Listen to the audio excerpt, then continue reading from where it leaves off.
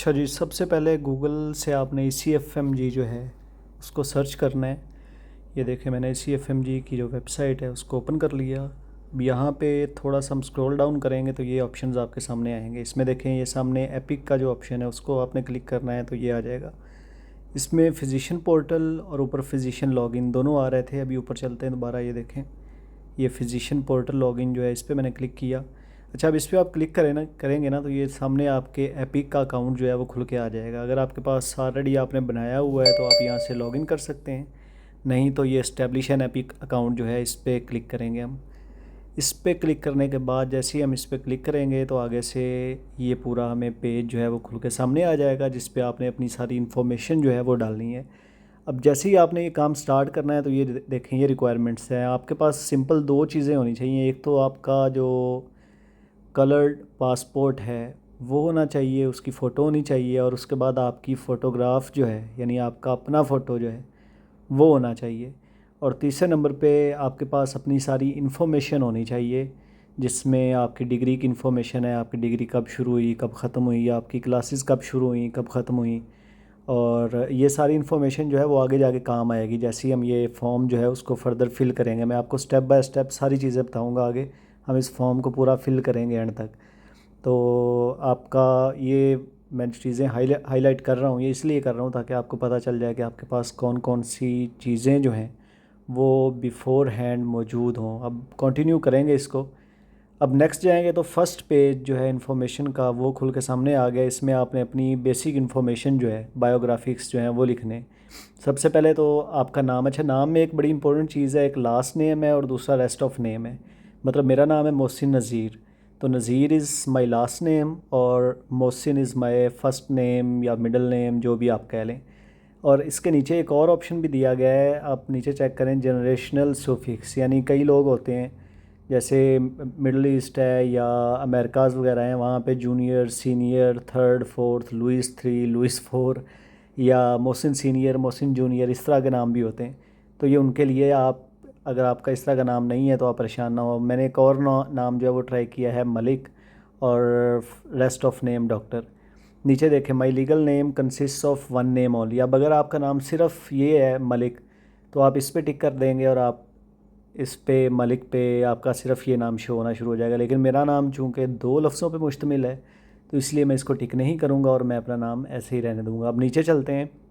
नीचे इन्फॉर्मेशन जो है वो आप अपनी कॉन्टैक्ट इन्फॉर्मेशन, यानी सबसे पहले तो आपका जो कंट्री है वो आप सिलेक्ट कर लेंगे। मेरा पाकिस्तान है तो मैं पाकिस्तान सेलेक्ट करूँगा। आपका इंडिया, बांग्लादेश, जो भी है आप उस हिसाब से सिलेक्ट करेंगे और अपना एड्रेस लिखेंगे। अच्छा, अब इसमें एड्रेस में देखें कि आपके जो पासपोर्ट के ऊपर एड्रेस लिखा हुआ है, कोशिश करें कि वही एड्रेस लिखें। वो ना भी लिखें तो इतना मसला कोई नहीं है, लेकिन it's better if you would write your passport address. फिर उसके बाद अपना ईमेल एड्रेस लिखें। अब ईमेल एड्रेस जो है वो भी आपने वो वाला लिखना है जिसका टोटल कंट्रोल जो है वो आपके पास हो, जिसका पासवर्ड आपको पता हो, क्योंकि आपके ईमेल के ऊपर इसकी सारी वेरिफिकेशंस वगैरह जो हैं वो आनी होती हैं। इन्होंने आपको अपडेट भी आपके ईमेल के थ्रू ही करना है। So email is one of the most important things while filling out this form. तो ये आपने अपना ईमेल एड्रेस लिखना है। फिर उसके बाद आपने नीचे जाना है। नीचे जाएंगे तो ये टेलीफोन नंबर, फैक्स नंबर है, ऑप्शनल है, लिखना चाहें लिख दें, ना लिखें कोई मसला नहीं। डेट ऑफ बर्थ लिखें अपनी। अब ये date of birth, birth country और ये सारा कुछ जो है वो आपने अपने पासपोर्ट वाला लिखना है। जो आपके डॉक्यूमेंट्स के अंदर है वही आपने यहाँ पे लिखना है। फिर उसके बाद आपने अपना बर्थ कंट्री जो है वो लिखना है। मेरा पाकिस्तान है तो मैं पाकिस्तान लिखूँगा। अच्छा, नीचे आएंगे तो वो बर्थ स्टेट, प्रोविंस, ये सारा पूछ रहा है। ये मैंने अपना ईमेल एड्रेस नीचे करके ये सारा फिल कर दिया। अब नीचे है सिटीज़नशिप एट बर्थ। तो जब मैं पैदा हुआ था उस टाइम भी मेरी सिटीज़नशिप पाकिस्तान थी। फिर उसके बाद है citizenship upon entering medical school, तो इस टाइम भी मेरी पाकिस्तान है। और सिटीज़नशिप करंट जो है वो भी मेरी पाकिस्तान है। तो ये मैटर नहीं करता कि आप इस वक्त कौन से मुल्क में हैं, आपकी सिटीज़नशिप जो है वो आपकी डेफिनेटली अगर चेंज नहीं हुई, आपके पास एक ही नेशनलिटी है तो आप लिखेंगे, जेंडर सेलेक्ट कर लेंगे। उसके बाद जनाब अगर आप, अच्छा यहाँ पे एक और इम्पोर्टेंट चीज़ आ गई, अगर आपके पास USMLE या ECFMG आइडेंटिफिकेशन नंबर है तो वो आपने यहाँ पे लिख देना है। जहाँ ये जो भी मैंने क्लिक किया है इस पर नीचे देखें, if you know your USMLE ECFMG identification number तो वो आपने एंटर कर देना। मेरे पास नहीं है तो मैं इसको नो कर दूँगा। नो करके मैं आगे नीचे वाला जो क्वेश्चन है, do you have an ECFMG international credential, तो इसको भी नो कर दूँगा और आगे कंटिन्यू कर देंगे। इसके बाद हम चले गए जनाब नेक्स्ट जो पेज है उसके ऊपर। अब नेक्स्ट पेज जो है इस पर आपने अपने क्रीडेंशियल्स अपलोड करने हैं। कौन से क्रीडेंशियल्स हैं? वो कह रहा है कि मेडिकल एजुकेशन स्टेटस। अच्छा, यहाँ पे अब लोग अक्सर कंफ्यूज होते हैं। सबसे पहले तो ये स्टूडेंट और ग्रेजुएट में फ़र्क जो है वो ये है कि स्टूडेंट वो है, आप MBBS में हैं या आपने हाउस जॉब स्टार्ट की है लेकिन अभी तक आपकी डिग्री नहीं आई, तो you will be considered a student, क्योंकि आपके पास अपना जो मेडिकल डिप्लोमा है वो मौजूद नहीं है। लेकिन अगर आपके पास डिग्री आ चुकी है तो यू आर अ ग्रेजुएट। तो आप ग्रेजुएट हैं तो उसके बाद अपना डिग्री मेडिकल स्कूल जो है वो सिलेक्ट करें। मेरा पाकिस्तान है तो मैं पाकिस्तान में, गलती से मैंने ये पुलाव कर दिया, इसको पाकिस्तान में कन्वर्ट करेंगे। उसके बाद अच्छा ये नीचे जो है वो पूछ रहा है कि ये आपके मेडिकल का स्कूल का नाम क्या है। अब देखें मैंने सिर्फ लाहौर लिखा है और लाहौर लिख के सिटी लाहौर लिखा है और नीचे मैं सिर्फ अमीर लिखूँगा ना, सर्च पे दबाऊँगा तो इससे जो नीचे वाला कॉलम है उसमें ऑटोमेटिकली मेरे मेडिकल कॉलेज का नाम आ जाएगा। ये देखें, अब मैंने उसको थोड़ा सा दबाया है तो अमीरुद्दीन मेडिकल कॉलेज आ गया है और उसका ऑटोमेटिकली नीचे एड्रेस वगैरह जो है वो ऐड हो गया है। तो इसमें आपको कुछ ज़्यादा परेशान होने की ज़रूरत नहीं है। कुछ लोग यहाँ पे आके कंफ्यूज हो जाते होते हैं। सिंपल आपने अपना मेडिकल कॉलेज ऐड करना है और अगर आपका मेडिकल कॉलेज इस लिस्ट में नहीं है तो उसको आप मैनुअली भी ऐड कर सकते हैं। जैसे मैंने क्लिक किया है मेडिकल स्कूल नॉट फाउंड, तो उस पर मैनुअली जो है आप यहाँ पे जाके अपना मेडिकल कॉलेज जो है वो ऐड कर सकते हैं। अच्छा, मेरा ऑलरेडी चूँकि मौजूद है तो इसीलिए मुझे वो ज़रूरत नहीं है इस तरह करने की मैनुअली। तो मैं दोबारा फिर से अपना जो मेडिकल स्कूल है उसको सर्च कर लूँगा। सर्च दोबारा आपको करके दिखा रहा हूँ। ये बिल्कुल सिंपल सा प्रोसीजर है सर्च करना, कोई इतनी रॉकेट साइंस इसमें नहीं है। अच्छा, उसके बाद फिर नीचे आ जाते हैं। ये मेरा हो गया, इसको ऐड कर देंगे। इसको हम जैसे ही ऐड करेंगे, नीचे जाएं, नीचे नीचे नीचे। अच्छा, आप नीचे देखें स्टूडेंट आइडेंटिफिकेशन नंबर है। अगर आपके स्कूल के अंदर कोई आपका आइडेंटिफिकेशन नंबर है, जैसे मेरा नंबर था लेकिन वो मैं यहाँ पे नहीं लिख रहा, कोई भी है तो XXYZ जो भी आपका नंबर है आपके मेडिकल कॉलेज के अंदर वो लिखना है आपने। उससे होता क्या, ना भी लिखें कोई मसला नहीं है। होता सिर्फ ये है कि आप ECFMG जब आपके कॉलेज से रब्ता करेगी तो वो आपका ID नंबर उनको बताएगी। इससे आसानी हो जाती है मेडिकल कॉलेज को आपको आइडेंटिफाई करना। अच्छा, नीचे जो है वो और इम्पोर्टेंट चीज़ें आ गई हैं। स्टार्ट डेट और एंड डेट लिखनी है आपने अपने मेडिकल स्कूल की, यानी आपकी क्लासेस कब शुरू हुई थी और क्लासेस कब ख़त्म हुई हैं।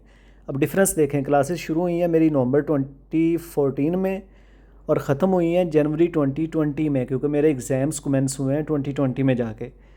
और नीचे date medical degree was issue. अब आपने ये एग्जैक्ट वो डेट लिखनी है जब आपकी मेडिकल डिग्री जो है वो इशू हुई है। ये आप अपनी डिग्री के एंड पे देखेंगे तो वहाँ पे स्टैम्प के साथ डेट लिखी होती है, वही डेट आपने यहाँ पे लिख देनी है।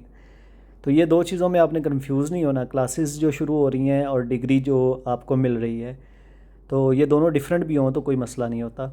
उसके बाद वो कह रहा है कि अदर अंडर ग्रेजुएट स्कूल अगर आपने कोई अटेंड किया है, नहीं किया तो उसके बाद आगे चलेंगे। अच्छा, आगे जाके अब ये आ रहा है ऑप्शन कि आपने कौन कौन सी ऑर्गेनाइजेशंस जो हैं उनको अप्लाई करना है। तो अब जितनी भी आप ऑर्गेनाइजेशंस को अप्लाई करना चाहते हैं, मतलब आप अमेरिका में अप्लाई करना चाह रहे हैं, UK में, ऑस्ट्रेलिया, न्यूजीलैंड, आयरलैंड, जहाँ भी अप्लाई करना चाह रहे हैं आप यहाँ पे लिख सकते हैं। लेकिन उससे पहले आप अपनी जो मेडिकल लाइसेंसिंग अथॉरिटी है वो ऐड करेंगे। यानी मैं पाकिस्तान से हूँ तो मैंने सिंपल पाकिस्तान सेलेक्ट किया। मेरी लाइसेंसिंग अथॉरिटी है PMDC, Pakistan medical and dental council. तो मैं सिंपल PAKIST लिखा, नीचे ऑटोमेटिकली आ जाएगा पाकिस्तान, क्योंकि पाकिस्तान के अंदर यही मेडिकल लाइसेंसिंग अथॉरिटी है। तो ये देखें, ये नीचे ऑटोमेटिकली आ गया, ये आ गया है Pakistan medical and dental council. इसको मैंने सिलेक्ट कर लिया। इसको जैसे ही सिलेक्ट करूँगा तो ये नीचे उसका ऑटोमेटिकली एड्रेस भी आ गया, तो मैं इसको ऐड कर दूँगा। तो ये मेरी मेडिकल लाइसेंसिंग जो अथॉरिटी जहाँ से मैं रजिस्टर्ड हूँ प्रैक्टिस करने के लिए प्राइमरीली, वो ऐड कर दिया मैंने। नीचे वो ऐड करनी है हमने जहाँ पे हमने आगे अप्लाई करना है। यानी आप UK का एग्ज़ाम कर रहे हैं, प्लैब कर रहे हैं, या आप USMLE कर रहे हैं, AMC कर रहे हैं, या कोई भी कर रहे हैं, या आपका प्लान है करने का, तो आप सारी अच्छा ये ऐड आप ना भी करें तो फिर भी कोई मसला नहीं है। इसको देखें, हम ऐड कर देते हैं जितनी भी हमने प्लान किया हुआ है कि हमने फ़लाँ जो काउंसिल है उसमें अप्लाई करना है या हमने फ़लाँ एग्ज़ाम देना, और कंटिन्यू कर देंगे। जैसे ही हम कंटिन्यू करेंगे उसके बाद जनाब ये नेक्स्ट पेज जो है वो खुल के आ गया। अब यहाँ पे आपने अपने पासपोर्ट की इन्फॉर्मेशन देनी है। ये भी बड़ा इंपॉर्टेंट पेज है। यहाँ पे अब आपने सिंपल अब बिल्कुल जो मेन चीज़ थी वो हो गई है। अब आपने जो आपके पास पासपोर्ट है और आपकी फ़ोटो है, सिर्फ ये दो चीज़ें अपलोड करनी है। यहाँ पे आप अपना पासपोर्ट का जो फ़ोटो है फ्रंट पे, अच्छा अब इसमें आपने फ्रंट पेज वाला वो फ़ोटो अपलोड करना है जिस पेज पे आपकी इन्फॉर्मेशन होती है। वो पूरा आपने स्कैन जो किया होता है ना, उस स्कैन को आपने 2 MB से नीचे फ़ाइल बना के, अगर आपकी 2 MB से ज़्यादा है तो सिंपल गूगल के ऊपर आप उसको डालेंगे, फ़ाइल कटर कोई भी इस्तेमाल करेंगे तो उसके थ्रू वो कन्वर्ट हो जाता होता है। कन्वर्ट करके 2 MB का साइज़ जो है उसको आपने यहाँ पे अपलोड करना है। अगर आप 2 MB से ज़्यादा साइज़ रखेंगे तो वो अपलोड नहीं होगी, एरर आ जाएगा। तो ये चीज़ बस आपने ख्याल रखनी है। और नीचे आपने उसकी इन्फॉर्मेशन जो है पासपोर्ट की वो ऐड कर देनी है। उसमें आपका कंट्री जो पासपोर्ट आपको इशू कर रहा है, यानी मेरे केस में पाकिस्तान है तो मैं पाकिस्तान लिख दूँगा। फिर उसके बाद पासपोर्ट की इशुएंस की डेट और उसकी एक्सपायरी की डेट, और फिर उसके बाद मैं कंटिन्यू कर दूँगा। तो ये आप कंटिन्यू करेंगे तो आगे देखें, अभी वो कह रहा है कि उस मस्ट सिलेक्ट एन इमेज, मैंने अपनी फ़ोटोग्राफ भी अपलोड करनी है और पासपोर्ट जो है उसको भी अपलोड करना है। वो करूँगा तो सिंपल ये समरी पे चला जाएगा, समरी पे जाके मुझे सारी मेरी इन्फॉर्मेशन जो है वो दिखा देगा और फाइनली पेमेंट पे आ जाएंगे। तो पेमेंट जो है वो एपिक की जो अकाउंट बनाना होता है उसके लिए $130 आपको चाहिए। $130 लगते हैं एपिक का अकाउंट खोलने के लिए। यानी आप ECFMG के साथ और एपिक के साथ जो अकाउंट खोल रहे हैं उस पर $130 लगते हैं। और अगर जो वेरिफिकेशन आप करवाते हैं, वंस आपका अकाउंट ओपन हो गया, ये तकरीबन 3 से 4 दिन में आपका अकाउंट जो है वो ओपन हो जाएगा। जब आप ये सारा कर लेंगे आपको मेल आएगी और उसके बाद फिर आपका नोटरी वाला काम होगा। उस पर मैं अगली वीडियो बनाऊंगा कि नोटराइजेशन जो है वो कैसे करवाई जाती है। तो उसके बाद 3-4 दिन में आपको मेल आ जाएगी, आपका अकाउंट खुल जाएगा। उसके बाद आपने क्रीडेंशियल्स जो हैं वो अपलोड करने हैं इसके ऊपर। तो पर क्रीडेंशियल जो है वो अपलोड करने का फिर उसको ECFMG जो वेरीफाई करता है और एक किसी काउंसिल को फ्री में रिपोर्ट आपकी सेंड करता है, उसका $100 का ख़र्चा है। यानी मैं चाह रहा हूँ कि मैंने अपना जो PMDC का लाइसेंस है उसको वेरीफाई करवाना है और वेरीफाई करवा के UK वालों को भिजवाना है, तो इसका मुझे $100 पड़ेगा। फिर उसके बाद अगर मैं चाह रहा हूँ कि मैंने हाउस जॉब की जो सर्टिफिकेट है उसको एक्रेडिट करवाना है और उसको वेरीफाई करवाना है और वेरीफाई करवा के मैंने भिजवाना है US वालों को, तो उसका भी $100 मुझे लगेगा। यानी हर डॉक्यूमेंट पे उसकी वेरिफिकेशन फ़ीस जो है वो $100 है। और उसको वेरीफाई करवाने के बाद आप किसी एक काउंसिल को उसी $100 के अंदर सेंड करवा सकते हैं उसकी रिपोर्ट। तो अगर आपके पास कोई क्वेश्चन है तो कमेंट्स के अंदर बताएं, हम आपको इंशाल्लाह रिस्पॉन्ड करेंगे।